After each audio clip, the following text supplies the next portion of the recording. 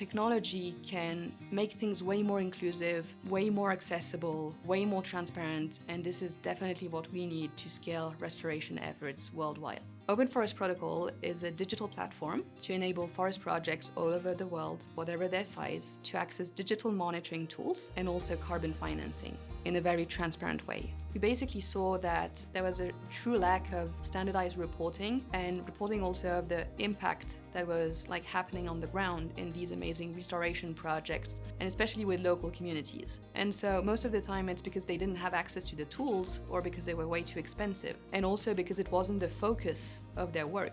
They were focusing on restoring the areas and not on producing reports. And so we wanted to really change this, because without transparency and without reporting, capital is not going to flow to reforestation, restoration efforts, and nature-based solutions. That's really why we built Open Forest Protocol, to bring a platform and tools that are free to use for all these projects, that increases the transparency drastically and also provide them access to different kinds of financing mechanism. Developing technology-enabled forest restoration projects is really a challenging topic, because most of the time people are seeing technology as alleviating local communities from their power of restoring land. And so I think we really need to use technology as a way that it's complementary with people that are working on the ground. So you typically have drone restoration. So drones can be here to help restore at a larger scale, right? And then you can have also remote sensing technology that can help in identify zones where the forest is not doing so great and needs attention. And then you have platforms like us